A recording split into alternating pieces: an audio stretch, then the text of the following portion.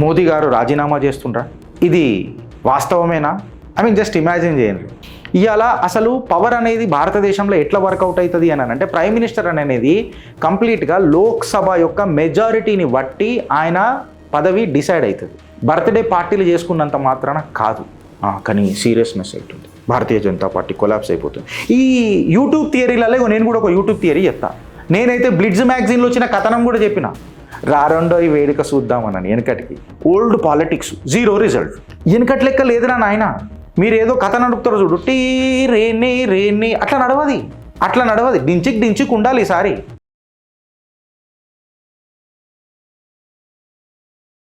దేశంలో ఒక sensational news friends. Modi గారు రాజీనామా చేస్తుండ్రా? ఇది వాస్తవమేనా? జస్ట్ ఇమాజిన్ చేయండి. మోదీ గారి రాజీనామా, దీనికి ఒక పెద్ద లొల్లే నడుస్తున్నది దేశంలో. ఒక రూమర్ ఫ్యాక్టరీ నడుస్తున్నది. ఈ రూమర్ ఫ్యాక్టరీ ఏంది, ఈ రియాలిటీ ఏంది, ఈ అలటి చిట్టా. ఒక పొలిటికల్ వాట్సాప్, రాజ్యాంగబద్ధమైన వాట్సాప్ కాదు అది, పొలిటికల్ వాట్సాప్. అందులో అడ్డమైన ఫోటోలు, అనానిమస్ ఫోటోలు, పేరు తెలియని యాక్టర్లు, సూత్రం లేని సోర్సెస్, జీరో వెరిఫికేషన్. మళ్ళీ ఫ్యాక్ట్ చెక్ ఇవ్వడం చేసిండంటే అబ్సల్యూట్గా ఎప్పుడు చేయలే. ఈ సోషల్ మీడియా స్పెక్యులేషన్ని మొత్తము ఒక కాన్స్టిట్యూషనల్ ప్రాసెస్ అంటారు. మోదీ రాజీనామా చేసేస్తున్నాడు. ఆయన ఇథియోపియా, జార్డన్ ఇంకా ఒమన్ నుంచి తిరిగి రాగానే 19th డిసెంబర్ తర్వాత ఖచ్చితంగా మోదీ రాజీనామా చేస్తున్నాడు. నేను వాళ్ళందరికీ ఏమని చెప్తున్నానంటే, ఏమైనా తెలుగుండి మాట్లాడతారా మీరందరూ అని చెప్పి నేను ఒక ప్రశ్న ఇస్తున్నా. ఎందుకంటే ఏది దేశంలో నడిచినా అది రాజ్యాంగబద్ధంగా నడుస్తుంది, లా అండ్ ఆర్డర్కి కట్టుబడి నడుస్తుంది. మీ గాసిప్ సైకిల్స్కి కాదు బ్రదర్, ఇది గుర్తు చేసుకోవాలి.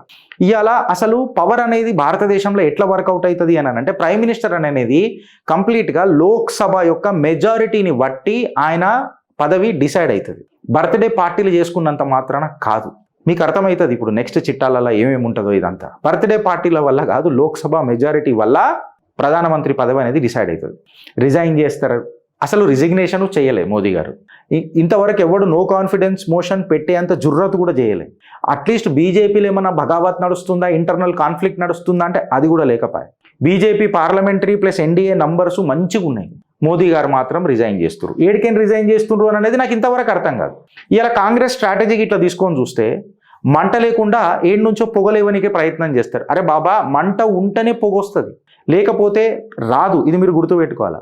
ఇప్పటిదాకా మోదీ అనే వ్యక్తి ఎందుకు రాజీనామా చేస్తున్నాడు అనే దాని మీద క్లీన్ చర్చ ఉంటుంది ఇలా మన చిత్రగుప్తులు. ఎవిడెన్స్ లేదు, సస్పిషన్ మాత్రం ఓ పెద్ద యాంప్లిఫైర్ పెట్టి పెద్ద చేస్తారు ఆయన. సరే, ఏదన్నా కంప్లీట్గా ఏదైనా స్కాండల్ ఉన్నదా బయటికి అని అంటే ఒక స్కాండల్ బయట పెట్టి మాట్లాడతారు. అదంతా ఏమవుతుంది అంటే ఒక పిఎం పోస్ట్ అనేది ఇప్పుడు వేకెన్సీ అవుతున్నది, ఒక పెద్ద స్కాండల్ బయటపడ్డది అని అంటారు. కట్ చేసి సీన్ లోపలికి పోతే స్కాండల్ ఏంది రాబోయే అని అంటే శరద్ పవార్ పార్టీ అని అంటే ఏదో బర్త్డే పార్టీ అంట.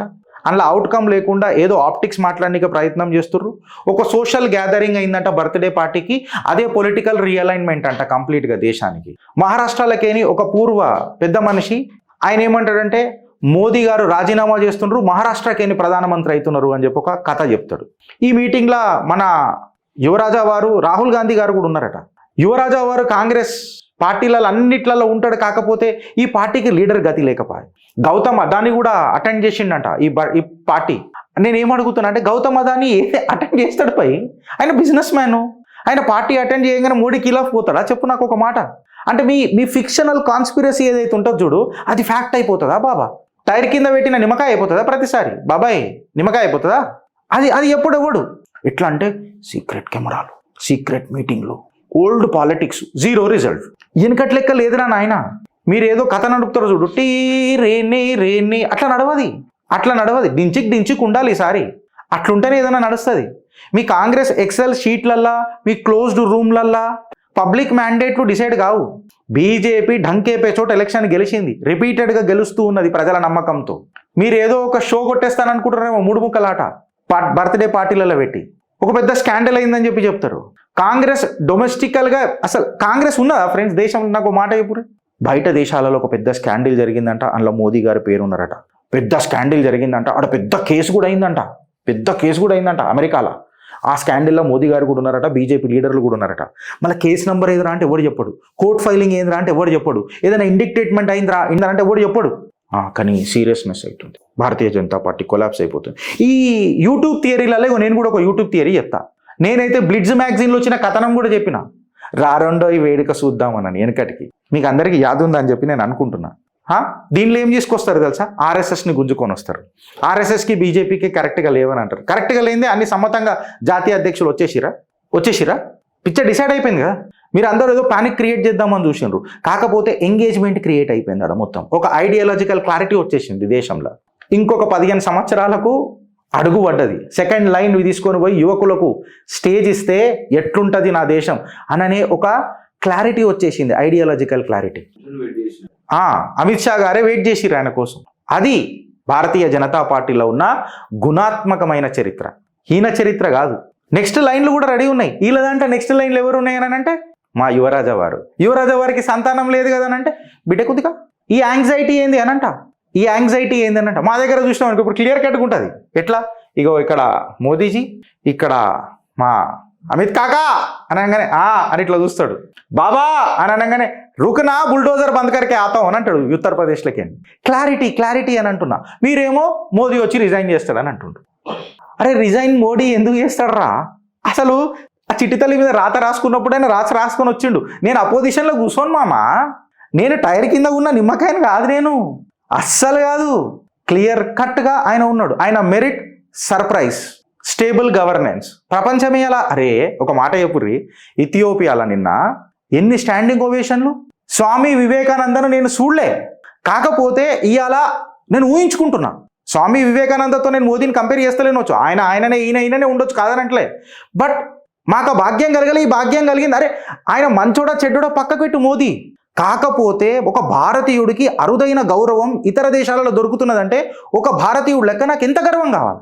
వీళ్ళు మోడీ స్కాండల్లో ఉన్నారు అని చెప్తారు, బీజేపీ కూలిపోతుంది అని చెప్తారు, స్కామ్స్ దొరుకుతున్నాయి అని చెప్తారు. అది కూడా మోదీని ఏడపసాంచిరు తెలుసా మామయ్యలు.